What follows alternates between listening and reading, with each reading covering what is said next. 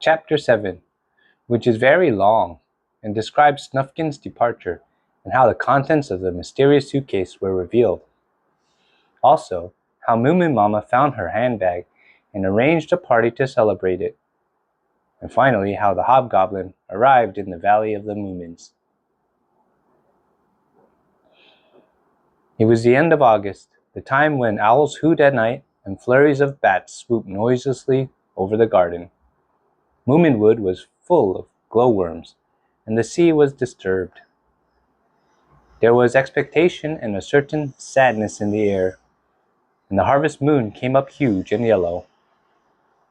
Moomintroll had always liked those last weeks of summer most, but he didn't really know why.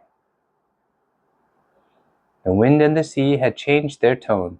There was a new feeling in the air. The trees stood waiting.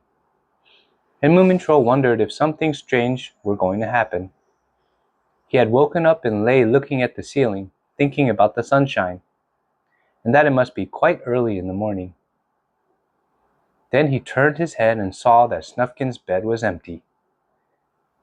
And at that moment, he heard the secret signal under his window, a long whistle and two short ones, which meant, "What are your plans for today?" Moomintroll jumped out of bed and looked out of the window. The sun hadn't reached the garden yet, and when it looked cool and enticing down there,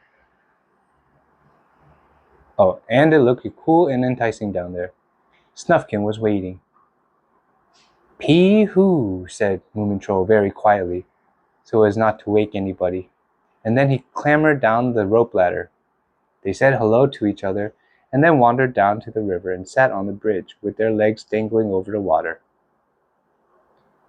The sun had risen above the treetops by this time, and it shone right into their eyes. "We sat just like this in the spring," said Moomintroll. "Do you remember? We had woken up from our winter sleep, and it was the very first day. All the others were still asleep." Snufkin nodded. He was busy making reed boats and sailing them down the river. "Where are they going?" asked Moomintroll. "To places where I'm not," Snufkin answered as, one after another, the little boats swirled away around a bend of a river and disappeared. "Loaded with cinnamons, shark's teeth, and emerald," said Moomintroll. "You talked of plans," he went on. "Have you got any yourself?" "Yes," said Snufkin, "I have a plan, but it's a lonely one, you know." Moomintroll looked at him for a long time, and then he said, "You're thinking of going away." Snufkin nodded, and they sat for a while, swinging their legs over the water without speaking, while the river flowed on and on beneath them, to all the strange places that Snufkin longed for and would go to quite alone. "When are you going?" Moomintroll asked. "Now." "Immediately," said Snufkin, throwing all the reed boats into the water at once, and he jumped down from the bridge and sniffed the morning air. It was a good day to start a journey. The crest of the hill beckoned him in the sunshine, with the road winding up and disappearing on the other side to find a new valley, and then a new hill. Moomintroll stood looking on, while Snufkin packed up his tent. "Are you staying away long?" he asked. "No," said Snufkin. "On the first day of spring I shall be here again, whistling under your window. A year goes by so quickly." "Yes," said Moomintroll. "Cheerio, then." "So long," said Snufkin. Moomintroll was left alone on the bridge. He watched Snufkin grow smaller and smaller, and at last disappear among the silver poplars and plum trees. But after a while he heard the mouth organ playing, "All small beasts should have bows in their tails," and then he knew that his friend was happy. He waited while the music grew fainter and fainter, till at last it was quite quiet, and then he trotted back through the dewy garden. On the veranda steps he found Thingummy and Bob, curled up in the sunshine. "Good morning, Truman Mole," said Thingummy. "Good morning, Bingummy and Bob," answered Moomintroll, who had now mastered Thingummy and Bob's strange language. "Are you crying?" asked Bob. "No," said Moomintroll. "It's only that Snufkin has gone away." "Oh dear, Potawitty," said Thingummy sympathetically. "Would it cheer you up to niss Bob on the coes?" So Moomintroll kissed Bob kindly on the nose, but it didn't make him feel any happier. Then they put their heads together and whispered for a long time, and at last Bob announced, solemnly, "We've decided to show you the contents." "Of the suitcase?" asked Moomintroll. Thingummy and Bob nodded eagerly. "Come with us," they said, and scuttled away under the hedge. Moomintroll crawled after them and discovered they had made a secret hiding place in the thickest part of the shrubbery. They had padded it with swansdown and decorated it with shells and small white stones. It was rather dark in there, and nobody passing the hedge would have suspected that there was a secret hiding place on that other side. On a straw mat stood Thingummy and Bob's suitcase. "That's the Snork Maiden's mat," observed Moomintroll. "She was looking for it only yesterday." "Oh, yes," agreed Bob happily. "We found it, but she doesn't know, of course." Said Moomintroll. "And now weren't you going to show me what you've got in your suitcase?" They nodded delightedly, and standing on either side of the suitcase said solemnly, "Steady, steady, roll!" And then the lid opened with a snap. "Goodness gracious me!" exclaimed Moomintroll. A soft red light lit up the whole place, and before him lay a ruby as big as a panther's head, glowing like the sunset, like living fire. "Do you like it merry much?" asked Thingummy. "Yes," said Moomintroll faintly. "And now, you won't cry any more, will you?" said Bob. Moomintroll shook his head. Thingummy and Bob sighed contentedly and settled down to contemplate the precious stone. They stared in silent rapture at it. The ruby changed color all the time. At first it was quite pale, and then suddenly a pink glow would flow over it like the sunrise on a snow-capped mountain. And then, again, crimson flames shot out of its heart and seemed like a great black tulip with stamens of fire. "Oh, if only Snufkin could see it," sighed Moomintroll, and he stood there a long, long time, while time grew weary and his thoughts were very big. At last he said, "It was wonderful. May I come back and look at it another day?" But Thingummy and Bob didn't answer, so he crawled under the hedge again, feeling a bit giddy in the pale daylight, and had to sit on the grass for a while to recover himself. "Goodness gracious me," he repeated. "I'll eat my tail if that isn't the king's ruby that the Hobgoblin is still looking for in the craters of the moon. To think that this odd little couple have had it in their suitcase all the time." Just then, the Snork Maiden wandered out into the garden and came to sit beside him. But Moomintroll was so sunk in thought that he didn't notice her. After a while, she poked cautiously at the tuft of his tail. "Oh, it's you, is it?" said Moomintroll, jumping up. The Snork Maiden smiled coyly. "Have you seen my hair?" she asked, patting her head. "All right, let's," said Moomintroll absently. "What is the matter with you?" she asked. "My dear little rose petal, I can't explain even to you, but my heart is very heavy. You see, Snufkin has gone away." "Oh no," said the Snork Maiden. "Yes, really. But he did say goodbye to me first," Moomintroll replied. "He didn't wake anyone else." They sat there on the grass for a while, the sun gradually warming their backs, and then Sniff and the Snork came out on the steps. "Hello," said the Snork Maiden. "Do you know that Snufkin has gone south?" "What? Without me?" said Sniff indignantly. "One must be alone sometimes," said Moomintroll, "but you're still too young to understand that. Where are the others?" "The Hamulan has gone to pick mushrooms," said the Snork, "and the Muskrat has taken his ham again, because he thinks the nights are beginning to get cold. And then your mother is in a very bad mood today." "Angry or sad?" Moomintroll asked in surprise. "More sad, I think," answered the Snork. "Then I must go in and to her at once," said Moomintroll. He found Moominmamma sitting on the drawer room sofa, looking most unhappy. "What is it, mother?" he asked. "My dear, something terrible has happened," she said. "My handbag has disappeared. I can't do anything without it. I've searched everywhere, but it isn't there." So Moomintroll organized a hunt, in which everybody but the muskrat took part. "Of all unnecessary things," said he, Your mother's bag is the most unnecessary. After all, time passes and the days change exactly the same whether she has her bag or not." "That is not the point," said Moominpapa indignantly. "I must confess that I feel most strangely toward Moominmamma without her bag. I've never seen her without it before." "Was there much in it?" asked the Snork. "No," said Moominmamma. "Only things that we might need in a hurry, like dry socks and sweets and string and tummy powder and so on." "What reward do we get if we find it?" Sniff wanted to know. "Almost anything," said Moominmamma. "I know. I'll give a big party for you, and you can have nothing but cake for tea, and nobody need wash or go to bed early." After that, the search continued twice as hard. They hunted through the whole house. They looked under the carpets and under the beds, in the stove and in the cellar, in the attic and on the roof. They searched the whole garden, the woodshed and down by the river. The bag was not to be found. "Perhaps you climbed a tree with it or took it with you when you went to have a bath?"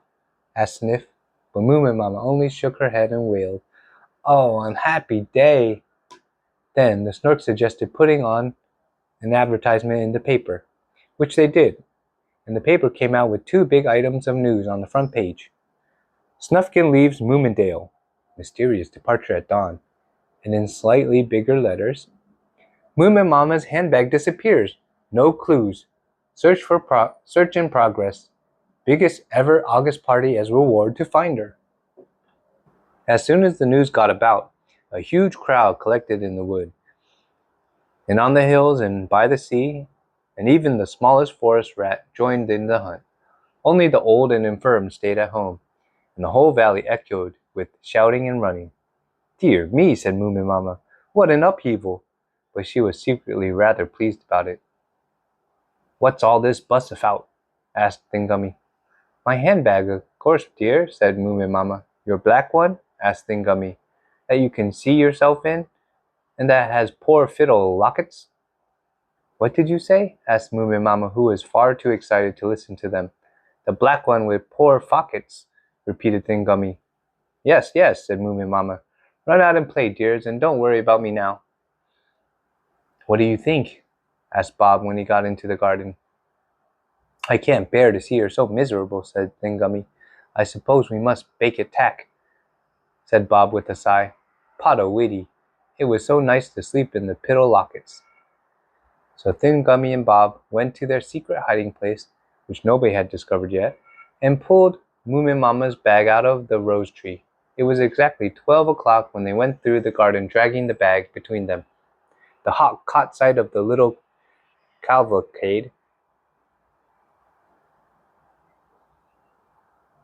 and went off at once to spread the news over Moomin Valley, and soon the stop press news announced, "Moominmamma's handbag found by Thingummy and Bob. Touching scenes in Moomin House." "Is it really true?" Moominmamma burst out. "Oh, how wonderful! Where did you find it?" "In the trosery," began Thingummy. "It was so nice to sleep." But just then lots of people came rushing in to congratulate them, and Moominmamma never found out that her handbag had been used as a bedroom by Thingummy and Bob. And perhaps that was just as well.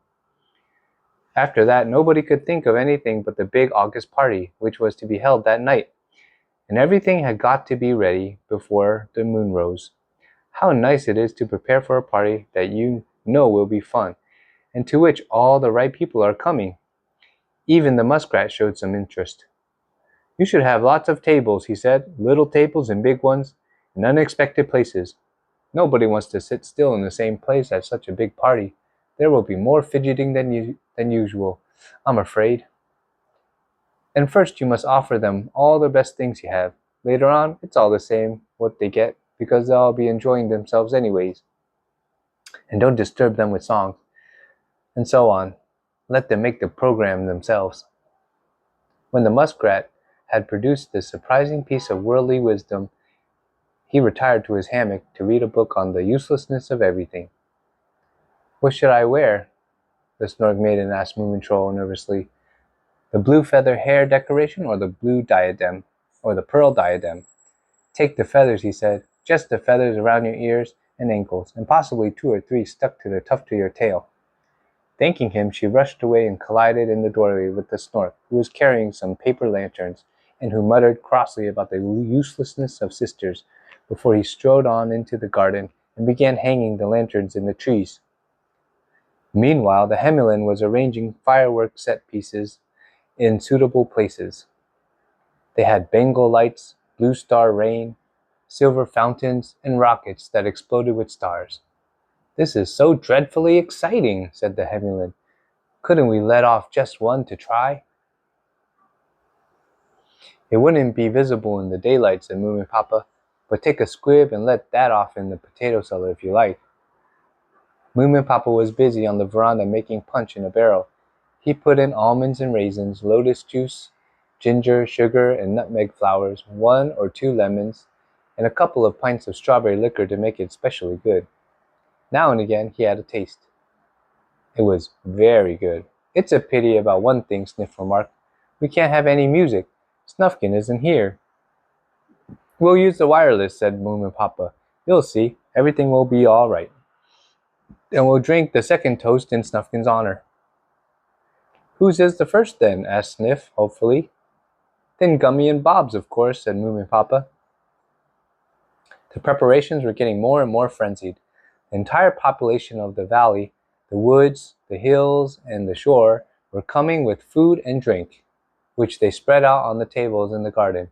There were big piles of gleaming fruit and huge plates of sandwiches on the bigger tables, and on the tiny tables under the bushes there were ears of corn and berries threaded on straws and clusters of nuts, nestling in their own leaves. Moominmamma put the fat for frying in the pancakes in the bathtub because there weren't enough basins, and then she carried up 11 enormous jars of raspberry juice from the cellar. The 12th had been cracked, I'm sorry to say, when the Hemmelin let off his squib, but it didn't matter, as Thin Gummy and Bob had licked up most of it. When it was dark enough to light the lanterns, the Hemmelin beat the gong as a signal for the party to begin.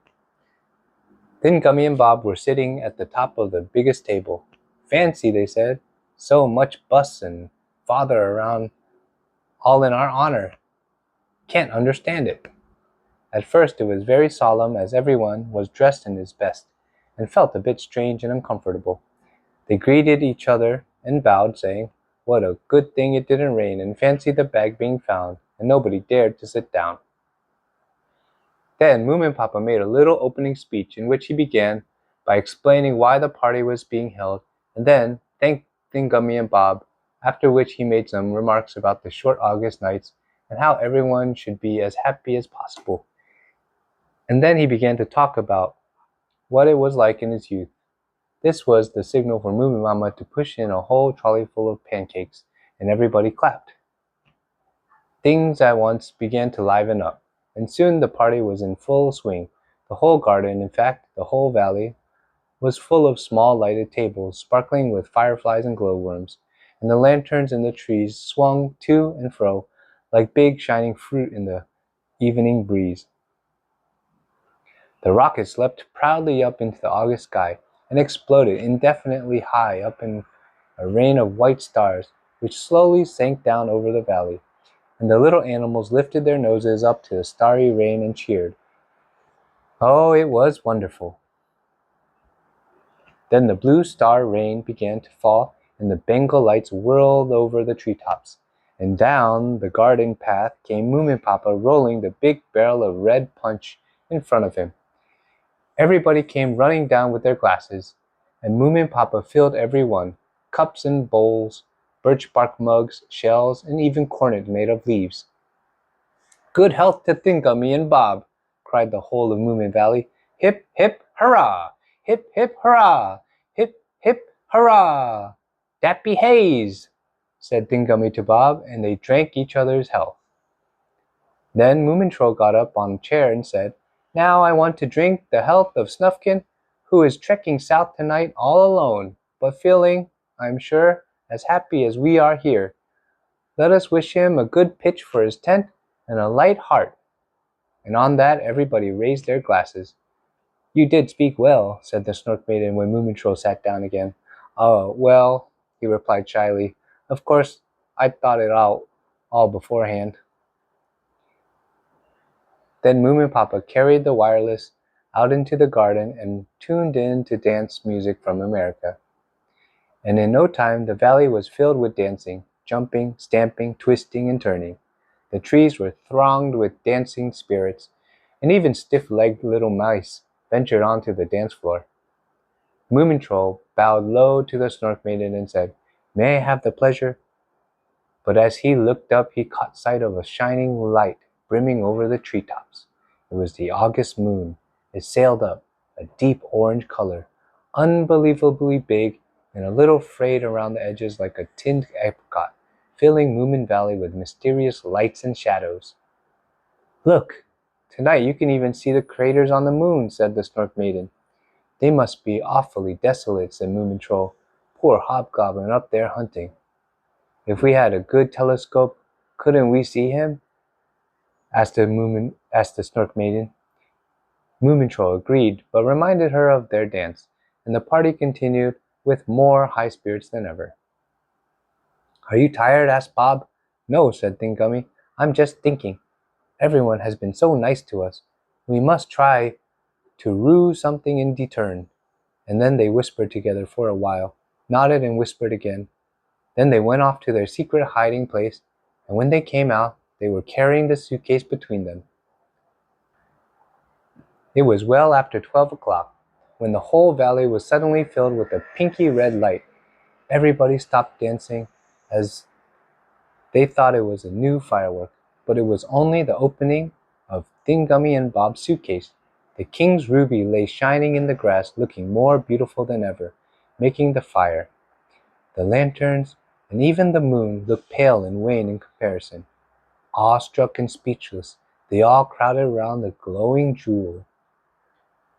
"To think that anything could be so beautiful!" exclaimed Moominmamma. Sniff heaved a deep sigh and said, "Lucky Thingummy and Bob." But meanwhile, the king's ruby was shining like a red eye in the dark earth, and up in the moon the Hobgoblin caught sight of it.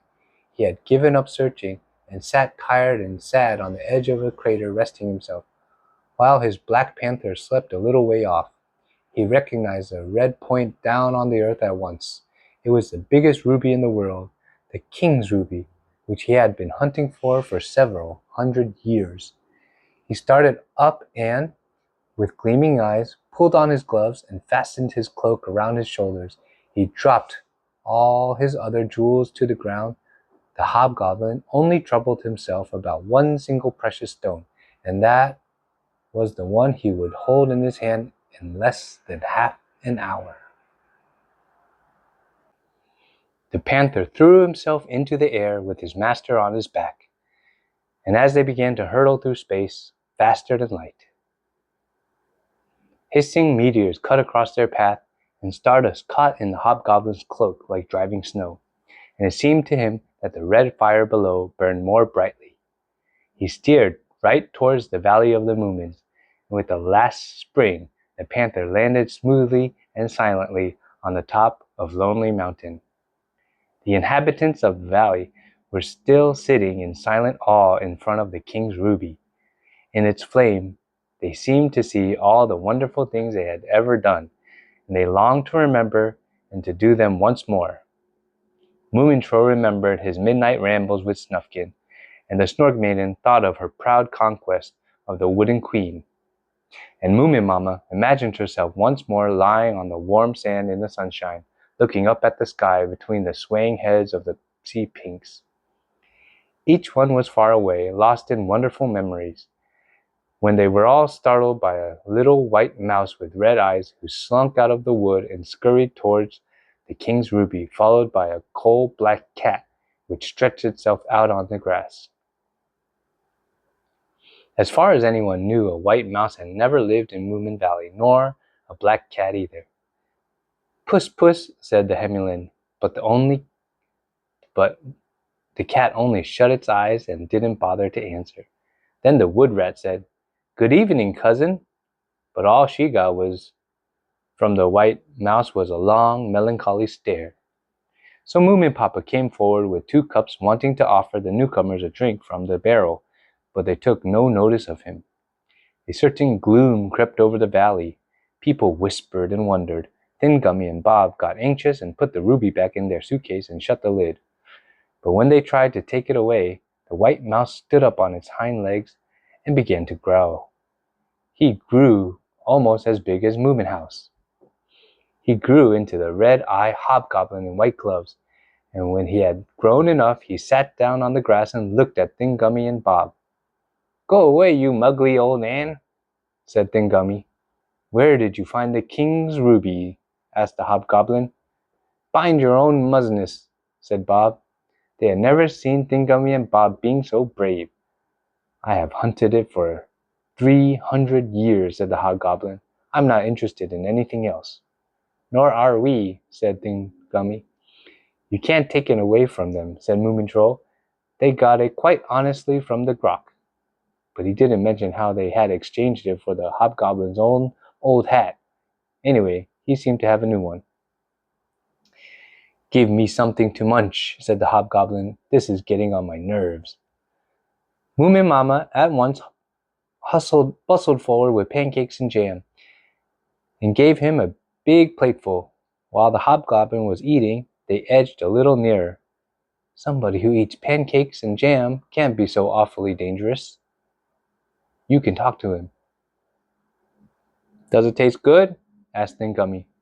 "Yes, thanks," said the hobgoblin. "I haven't had a pancake for the last 85 years. At once everybody felt sorry for him, and came still nearer.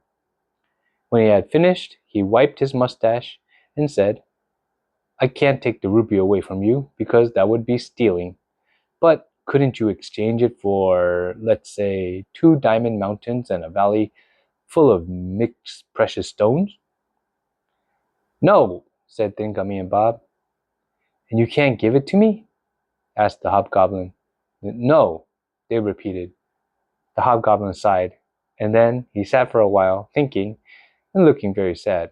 At last he said, "Well, go on with your party, and I'll cheer myself up by working a little magic for you. Everyone shall have a piece of magic for himself.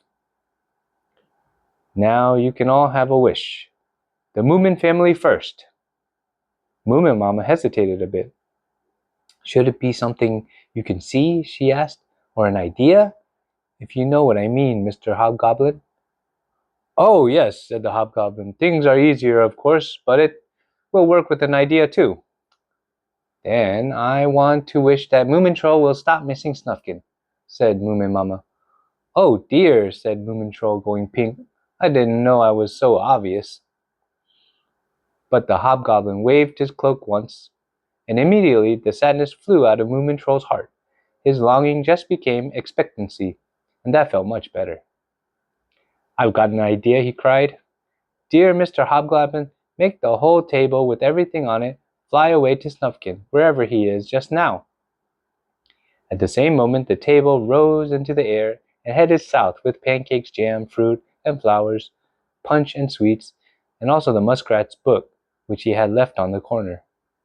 "Hi," said the muskrat. "Now I should like my book spirited back again, please."